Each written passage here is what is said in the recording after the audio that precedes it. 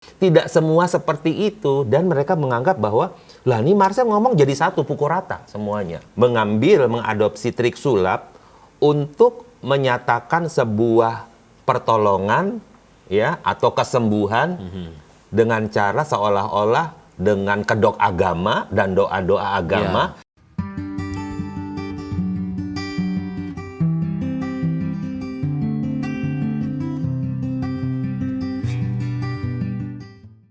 Sudah lama kayaknya kita nggak ngobrol nih, Pak Kukuh. Apa kabar, Pak?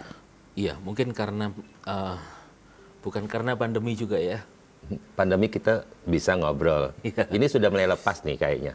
Iya, kan saya barusan juga sedang healing nih, ke Timur Tengah ini. Waduh. Terus? Jadi pulang-pulang kok ada kabar-kabar tentang banyak warna merah di Indonesia. Oh, itu warna merah yang nggak bikin batuk kan? Iya. Kalau batuk kita minum saja. Bukan karpet merah. Oh iya, ini kan di kanal-kanal YouTube sekarang lagi rame ya. Iya, lagi rame Pesulap merah. Iya, perseteruan antara pesulap merah dengan nasional dukun. Itu kenapa bilang merah ya? Rambutnya merah. Ya, Terus dia pakai jubah merah. sebetulnya gitu ya. menurut saya dia mau muncul sebagai yang berbeda gitu, yang berbeda saja daripada yang hitam dan yang putih gitu. Tapi Lalu ini muncul merah. kontroversinya kan memunculkan perseteruan gitu. Perseteruan Kelihatannya kan kita kan nonton aja di kanal YouTube ada yang setuju pro, ada yang ribut, ada yang merasa saya perlu buktikan gitu iya, kebenaran itu. bukti karena yang sebetulnya yang tidak diterima oleh pesulap merah ini adalah karena adanya satu trik sulap yang dipakai untuk menipu, membodohi masyarakat, terutama masyarakat yang sedang sakit. Orang butuh pertolongan, kenapa harus dengan ditipu gitu kan? Orang butuh kesembuhan, lalu kemudian ditolong, tapi yang nolong ini hanya pakai trik, bukan sungguhan gitu. Walaupun memang ada dukun-dukun yang memang punya ilmu sungguhan di Indonesia dan mereka sendiri juga merasa tidak terima ketika dibongkar trik daripada sesama ini pekerja sesuai sesama profesi gitu kan. Profesinya kan profesi ini ya, pendukunan orang katakan gitu Iya, ya. Atau orang-orang yang bekerja sebagai profesinya ya yang di bidang-bidang metafisika gitu ya. Iya, di bidang itu. Supranatural lah yang tidak terlihat oleh mata gitu. Yang tidak terlihat oleh mata, tapi kan yang dipakai ternyata ada beberapa trik-trik sulap gitu kan. Sehingga itu yang tidak diterima adalah kok masyarakat merasa dibodohi. Jadi gitu. Pak Kuku setuju nggak dengan apa yang dilakukan oleh pesulap merah ini? Kan namanya Marcel gitu ya. Marcel Iya. ini. Kalau saya sendiri sih dengan Marcel saya cenderung untuk saya setuju dengan caranya agar tidak membodohi masyarakat, untuk mencerdaskan masyarakat Indonesia. Di situ yang paling saya juga setuju gitu. Tapi sebenarnya apa yang dilakukan oleh Marcel, saya lihat juga ini kan perkembangan teknologi ya. Ya. Semakin modern, orang mulai berpikir secara ilmiah, hal-hal yang dulu tersembunyi mulai dibongkar. Kan sebenarnya intinya di situ ya.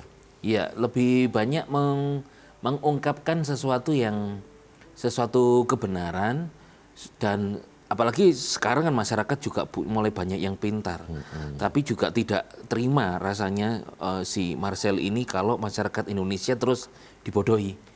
Rasanya saya sendiri juga seringkali saya hubungkan ke dunia kekristenan gitu. Saya sendiri sekarang mulai tidak terima kalau banyak jemaat anak-anak Tuhan itu yang kayak dibodohi tentang firman Tuhan oleh si pengkhotbah atau pembicara, atau mungkin kesembuhan gitu ya. Lalu sepertinya juga pakai trik-trik seperti trik-trik yang perdukunan atau paranormal yang pakai atribut agama. Jadi gimmick aja ya. Iya, jadi kan apalagi kita di dalam Tuhan ya, kalau saya hubung-hubungkan gitu, kita ini anak-anak Tuhan sudah ditebus oleh Tuhan Yesus Kristus, milik Tuhan. Kenapa mereka kan kita bisa ajari, kita didik untuk punya iman kepada Yesus, kenapa harus karena saya mengamati ada yang dibodohi juga gitu. Nah, saya melihat si pesulap merah ini, dia juga membongkar tentang satu trik-trik yang untuk membohongi orang yang sudah sakit, susah, lalu diminta bayaran 2 juta dan 25 juta. Itu kan orang susah kok malah diperas gitu kan. Sudah sakit, susah, Iya. malah diminta uang Diminta besar uang. ya. Iya. Tapi apakah sakitnya sembuh apa tidak itu ya? Nah, itu Kita yang nggak pernah lihat endingnya seperti apa kan itu. iya kan, karena kalau sudah dibayar ya selesai, itu masalahnya Iya, di hanya situ. hanya kalau kita lihat, oh keluar paku, ada beling-belingnya, didapatkan benda-benda aneh dalam rumah. Setelah itu selesai kan gitu ya. Kalau saya sendiri kan memang saya tidak bisa sulap. Tapi kalau Pak Guntur rasanya kayak pernah bisa sulap itu. Pernah mengentertain anak saya tuh. Tapi jangan pakai untuk menipu ya. Nanti datang pesulap Iya. merah. Oke.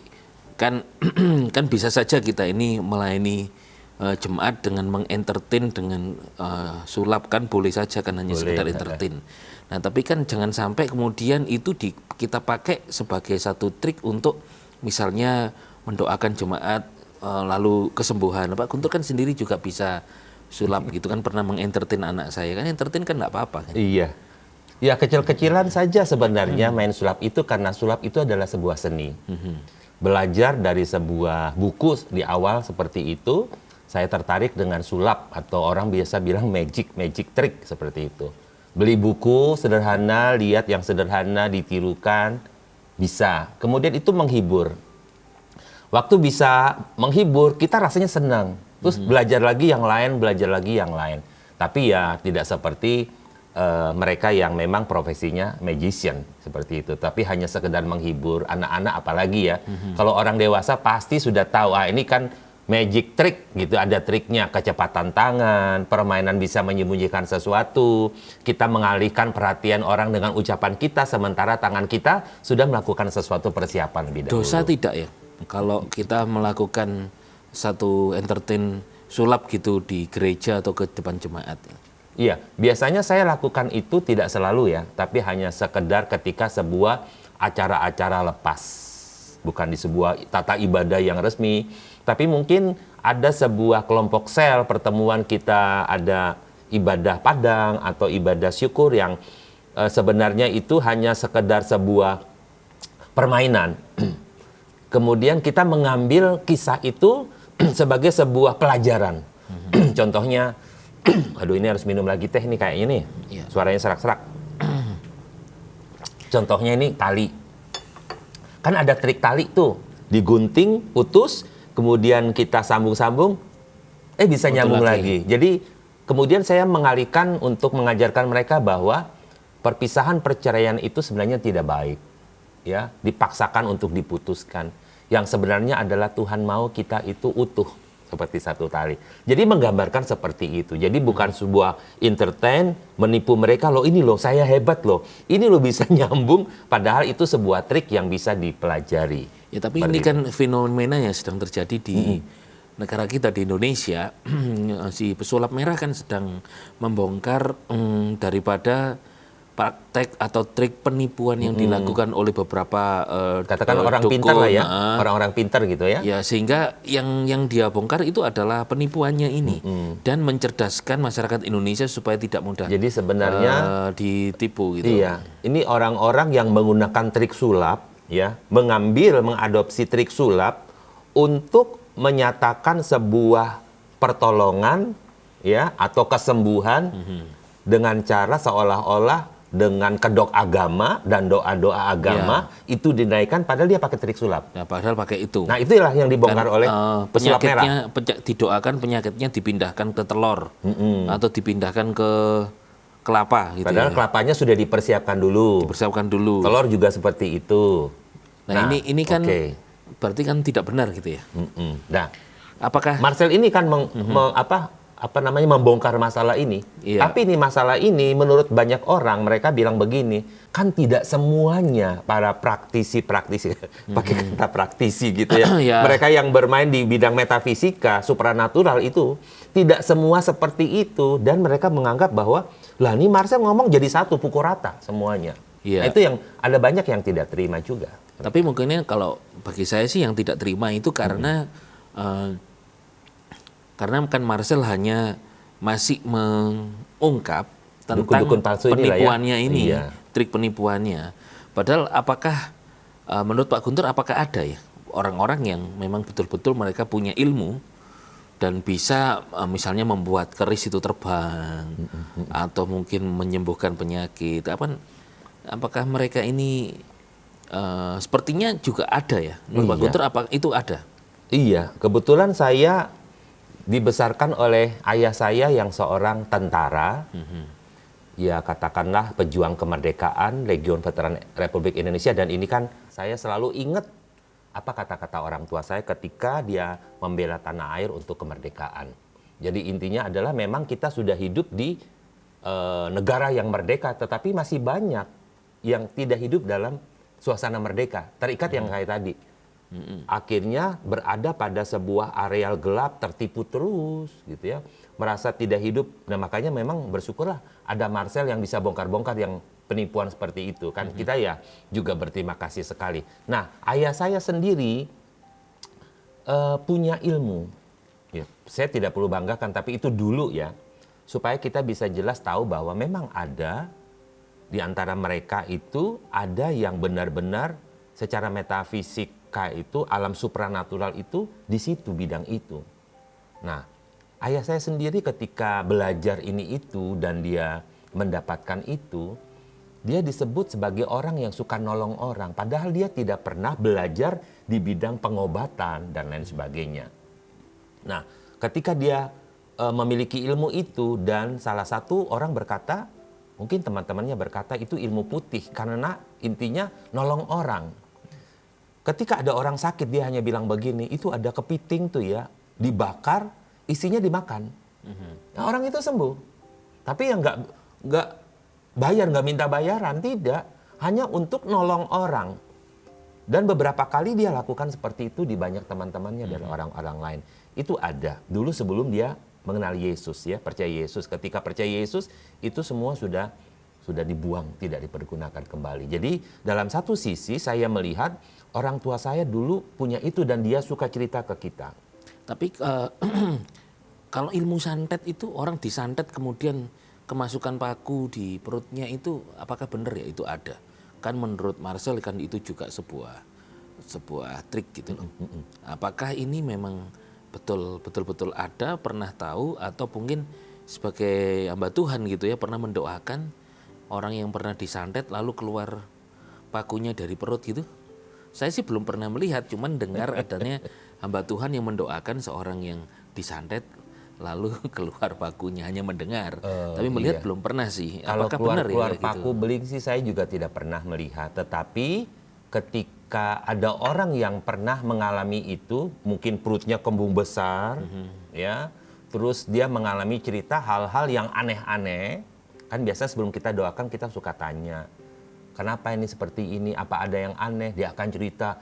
Biasanya kami begini, tapi ini kok aneh setiap kali terjadi setiap hari seperti itu. Ada juga yang datang berdoa, minta didoakan keluarkan susuknya. Tapi begitu kita doakan susuknya, itu susuk tidak terlihat. Tapi dia merasa sudah bersih, lepas semua. Dan Apakah itu sugesti saja atau memang betul ada susunya? dia cerita memang dia pasang susuk. Dia pasang susuk. Dan kebanyakan yang pasang susuk wanita. Nggak tahu itu untuk apa, tetapi kebanyakan wanita. untuk Seperti kecantikan itu. ya? Iya. Saya nggak tahu kalau kemudian itu dia pernah dibohongin orang juga kan kita nggak tahu. Waktu dipasang susuk, padahal dia hanya sekedar pakai ilmu-ilmu mantra-mantra, kemudian bukan susuk sebenarnya. Tapi kita juga nggak tahu. Seperti itu. Tapi kan itu sudah beberapa dibongkar oleh si pesulap merah itu, di mana itu ilmu palming katanya. Ilmu palming itu adalah jadi misalnya susuknya berupa paku ya, ditaruh di sini. Namanya juga palming itu palm itu apa? Telapak tangan. Sudah di sini kemudian dia Keluarin dari dengan sini, mantra-mantra misalnya susukku di sini aku nih. keluarkan. Wah, dengan gitu. Sudah keluarlah paku. Padahal itu ilmu palming karena sudah ditaruh di sini duluan. Nah, dia sudah membongkar trik itu. Menurut dia Betul. juga itu enggak ada. Nah, itu memang di dunia mereka. Saya sendiri juga belum pernah melihat itu setelah tersadarkan oleh daripada si Marcel Pesulap Merah ini, memang kalau saya sendiri dari kecil sebetulnya ya tidak begitu percaya karena padahal ya saya ini kakek saya sendiri juga ternyata kan seorang pembuat jimat sebetulnya kakek saya ini. Ada jimat yang pernah saya bakar. Dulu saya bakar katanya saya sakti, katanya keluarga karena saya hanya sering ikut retreat dan sebagainya. Jadi bambu apa bukan bambu ya, batang dari singkong itu tahun 57 atau tahun 1958 itu pernah dibuat oleh kakek saya itu, lalu dimandiin air kembang tiap Jumat Kliwon. Itu kalau ditaruh di rumah seseorang, maling nggak bisa keluar. Ada maling masuk, sekali masuk, duk, dia kayak di tengah samudra, dia diem aja. Baru sampai jam 4 pagi dia ketahuan orang, maling ketangkep. Dan lalu itu juga beberapa jimat kayak saya pernah saya bakar gitu. Karena memang ya orangnya apa ya namanya? Ilmu kejawen itu yang sembahyang tiap malam itu. Iya, tapi ya puji Tuhan lah. Pernah Ikut beberapa semedi kali ya. beberapa kali Puasa waktu masih semedi kecil. kan biasa begitu. Iya, sampai semua di rumah waktu saya kecil itu burung-burung perkututnya itu kalau dibeli orang kan banyak. Karena dimandiin air kembang di tiap Jumat Kliwon, itu kalau ada yang beli, nah sampai seminggu pasti dikembalikan. Karena selalu didatangi orang tinggi besar berkata balekno. Pulangkan burungnya gitu kan. Itu beberapa jimatnya pernah saya bakar, lalu saya di keluarga sampai disebut ke orang sakti ya, padahal enggak, saya bakarnya kan saya dalam nama Yesus gitu ya. Padahal ya saya biasa saja gitu. Apa itu berkenan dengan yang istilah-istilah mereka selalu berkata mental block sehingga Bisa. seperti itu? Atau Nah. ada dua kan, orang bilang mental block, atau memang karena iman dalam Kristus itu Tuhan yang menjaga kita kan gitu. Ya kalau kita orang percaya karena kita beriman ya, kita beriman ada roh Tuhan di dalam kita lebih besar daripada roh dunia ini, itu memang iman saya waktu itu. Nah, tapi kembali lagi ke Marcel, si pesulap merah ini, dia berkata bahwa ternyata sebetulnya ini adalah sebetulnya yang terjadi itu bukan karena ilmunya itu, tetapi sedang membangun namanya belief system. Belief system. Nah, apakah kemudian belief system ini, menurut Pastor Guntur, menurut Pak Guntur apa sih belief system ini, dan apakah setiap orang itu memilikinya yang namanya belief system sehingga dia percaya ini jimat, dia percaya oh cincinku ini ada powernya, aku kebal, nggak bisa dipukul orang gitu, sehingga betul nggak bisa dipukul, kalau mau mukul dia terpetal. Nah ini ternyata bukan ilmu menurut si dia ini, tapi belief system. Gimana menurut pendapat Pak Guntur dengan hal ini? Kalau kita melihat secara natural ya, maka bahasa belief system itu menjadi bahasa yang dapat diterima oleh banyak orang. Entah dia beragama apapun juga. Karena memang itu dibangun agar seseorang itu bisa mempercayai menjadi belief system. Itu semua orang akan menerima itu. Dan kita dibangun misalnya motivasi diri. Kan kita dibangun belief system seperti itu. Kita dibangun soal kayak mental block. Anda coba santet, Anda coba membuat saya terhipnotis, tidak mempan. Dipukul, mental. Tapi kadang-kadang begitu mental block muncul, belief system muncul, kena gitu kan, bisa tembus kayak gitu kan ya. Nah, tapi bagi saya atau juga pasti Pastor Kuku juga, bahwa di dalam Bible kita menuliskan tentang metanoia. Perubahan mindset pikiran kita, di mana di pikiran kita itu adalah pikiran Kristus sebenarnya. Pikiran Kristus. Jadi segala sesuatu yang mustahil, yang tidak mungkin, itu jadi mungkin karena Kristus, dan itu terjadi dalam hidup kita. Sebenarnya itu kan belief system yang dibangun tetapi dengan pikiran Kristus. Nah, pola ini kan sebenarnya bukan pola untuk pamer atau pola untuk sok-sokan mau nonjolkan, tidak. Tapi dalam pikiran Kristus itu, kita itu menjadi anak-anak yang dikasihi, diperlengkapi gitu. Iya, diperlengkapi dengan itu sebenarnya. Tapi dunia akan memunculkan tentang motivasi diri, percaya diri. Nah, sebenarnya membangun itu sebenarnya belief system. Tadi ketika Pak Guntur tanya kepada saya lebih setuju nggak dengan Marcel ini? Kenapa saya lebih cenderung setuju? Karena beberapa hal yang dia lakukan itu sebetulnya ada di dalam firman Tuhan sih. kayak belief system. Kemarin saya nonton tayangannya dia tentang seorang yang berjualan gelang. Gelang itu diyakini kamu akan punya power. Kalau pakai gelang Pakai itu. gelang, Ketika dia nggak pakai gelang, ketika tangan ditaruh belakang gini, dia ditarik ke bawah, maka orang itu roboh. Tapi ketika memakai gelang itu, dia yakin di dalam gelang itu ada power, kemudian dia pakai tangan ditarik ke bawah, itu ternyata dia nggak roboh dan nggak goyang sama sekali. Ternyata kemudian dibongkar sama si Marcel itu, nggak ada apa-apanya di gelang itu hanya belief system yang dibangun. Kemudian dia coba ya diganti, bendanya adalah kertas. Diomongin ke orang ini, kertas ini di sini ada kekuatan, maka kamu percaya di dalam kertas ini ada kuat. Ketika kamu pegang, kamu kuat. Setelah dia pegang kertas itu, dia tarik tangannya, nggak jatuh. Tapi setelah kertas dilepaskan, dia tarik jatuh. Jadi rupanya membangun satu sistem kepercayaan. Belief system ini terdiri dari cara berpikir menjadi tindakan, tindakan menjadi sebuah tindakan, kebiasaan menjadi karakter menjadi kenyataan. Dan itu sudah dia coba ke beberapa orang dan ternyata betul itu sebuah belief system. Nah, yang saya lihat adalah ini kan sebetulnya di firman Tuhan, anak-anak Tuhan itu sudah diberikan begitu. Apalagi firman Tuhan berkata, hidup kita karena percaya, bukan karena melihat. Nah, berarti sebetulnya anak-anak Tuhan ini kan lebih hebat. Orang luar saja, di luar Kristus, dengan memakai belief system sudah menjadi orang yang wow gitu. Bahkan dia membangun belief system ke anak buahnya. Aku kebal, aku nggak bisa dipukul, nggak bisa pukul. Ternyata dipukul orang kok bisa mental. Menurut si ini bukan ilmu, menurut si Marcel ya, tapi itu adalah sebuah belief system.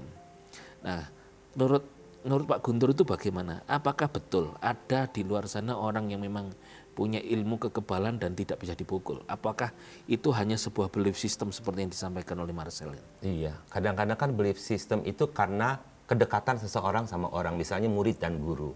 Ketika dibangun belief system, maka apa yang dikatakan itu terjadi. Tapi begitu orang luar yang langsung tidak menerima belief system itu ya tidak. Misalnya pukulan tetap kena, nggak mental, dan lain Memang ada sih, sebagainya. Marcel membuktikan ada orang dia datangi dan dia ngomong kebal, tapi sama Marcel dengan mudah dia pukul, das kena lagi. Dia pukul lagi, das, tapi kalau anak buahnya mukul, dek mental. Tapi kalau dia sikat, das, kena dia pukul gitu. Istri saya punya pengalaman begini. Dulu mereka ada dapatkan namanya gelang babi. Tahu nggak? Dari taring yang akhirnya jadi gelang, melingkar. Dan gelang babi itu kalau orang pakai itu kebal. Tapi orang yang pakai itu akan gatal. Jadi diceritakan sama istri saya bahwa dicoba di ayam. Ditaruh di ayam, diikat gelang babi itu di ayam, kemudian pakai senapan angin. Senapan yang biasa untuk nembak-tembak babi itu, nggak tahu tipe apa sih, nggak tahu. Itu nembak ayam. Ayamnya nggak apa-apa. Ayamnya kebal. Karena mereka nggak berani di manusia, dicoba di ayam.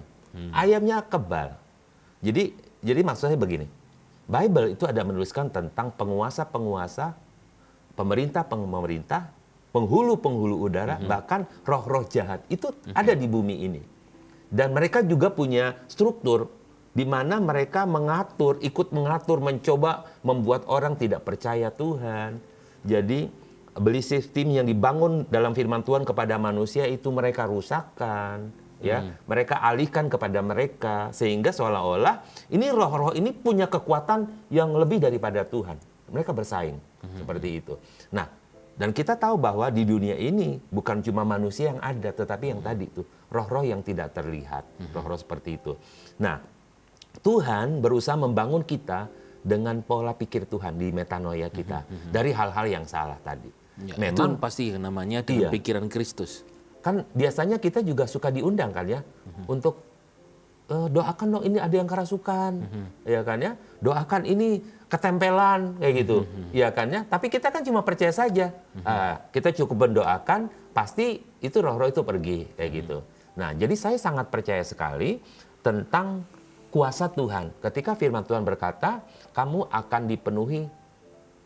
diberikan kuasa jika Roh Kudus turun atas kamu. Jadi memang dalam hidup kita itu bukan cuma dibangun sebuah belief system, tapi power, Diberikan sebuah kuasa. kuasa, kekuatan. Nah itu yang Tuhan munculkan dalam hidup orang-orang percaya. Jadi sebetulnya orang-orang percaya sendiri sudah diberi kuasa di dalam dirinya kan. Betul.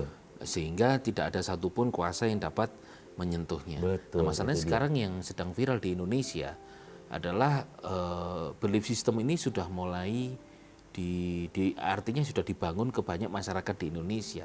Mereka yang dulunya mempercayai dukun bisa menyembuhkan gara-gara si Marcel. Kayak jebol gitu. Dan ada yang protes. Jadi harusnya ini- kembali kepada kebenaran sebenarnya. Jangan mau dibohongin oleh hal-hal yang bukan kebenaran kan gitu ya. Jadi seolah-olah seperti itu dan saya setuju sebenarnya. Harusnya begitu. Dan seharusnya kekristenan harus lebih dari itu. Harusnya lebih dari itu. Dan harusnya kekristenan berani membongkar Iya. hal-hal yang gelap-gelap yang bisa diterangi. Padahal firman Tuhan adalah terang tuh ya. Harus diterangi. Memang seharusnya anak-anak Tuhan ini juga harusnya muncul anak-anak Tuhan yang cerdas gitu tentang firman Tuhan yang tidak melalui pewahyuan dan progressive revelation gitu. Sebetulnya ada salah satu contoh ya. Saya sendiri juga rindu sih muncul seorang seperti pesulap merah ini di dunia kekristenan khususnya di Indonesia supaya betul-betul lebih fokus dan percaya kepada Yesus atau kebenarannya, firman kebenaran itu. Sebetulnya firman kebenaran itu adalah Yesus itu sebetulnya. Bukan satu berita-berita yang terlalu ditafsir sehingga atau ditafsir dengan pikiran sendiri sehingga eksegesisnya dengan eisegesisnya menjadi keliru, akhirnya jemaat jadi tersesat gitu. Salah satu contoh. Masih banyak sih orang Kristen yang sebetulnya masih meyakini bahwa dirinya adalah orang berdosa. Kalau saya sendiri sebetulnya tidak setuju, Pak Guntur. Kenapa?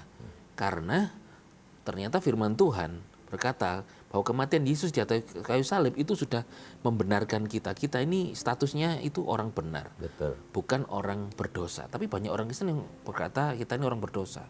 Bahkan tempo hari saya waktu menyampaikan firman, saya tanya dari mimbar, siapa orang berdosa di sini, angkat tangan. Masih banyak yang angkat tangan. Ternyata separuh lebih. Kagetlah saya. Loh, wah ini kayaknya saya sampai berpikir begini, butuh mengundang seperti pesulap merah ini. Jadi orang-orang yang kok menyampaikan bukan yang benar, yang sesuai dengan apa yang Yesus lakukan, kok menurut penafsiran sendiri, sehingga kita disebut orang berdosa. Apa karena melakukan perbuatan sehingga perbuatan dosa sehingga kita orang berdosa? Padahal kan karena satu orang berdosa, semua orang berdosa, Adam. Tapi kan setelah ada Kristus, karena perbuatan Kristus semua orang dibenarkan.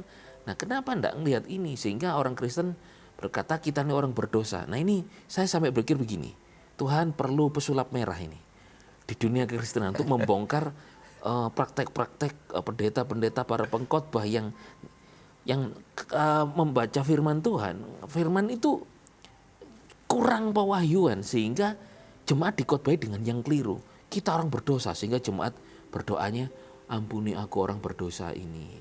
Nah ini masalahnya, Gimana, Pak saya Guntur, lihat itu? masalahnya di sini. Sebenarnya kita tidak butuh pesulap merah. Gitu ya.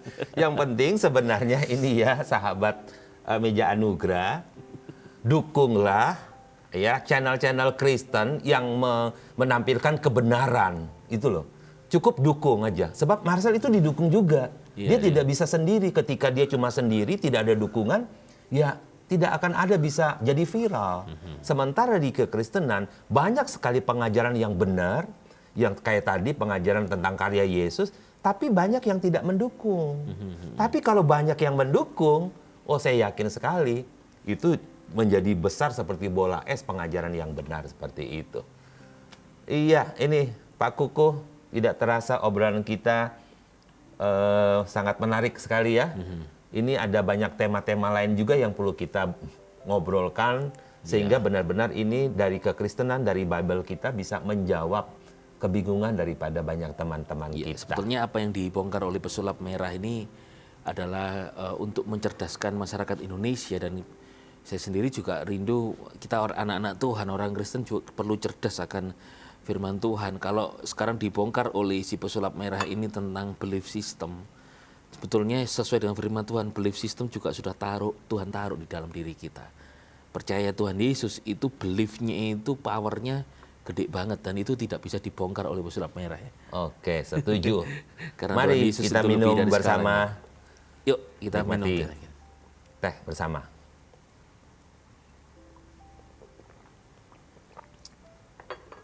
Program berikutnya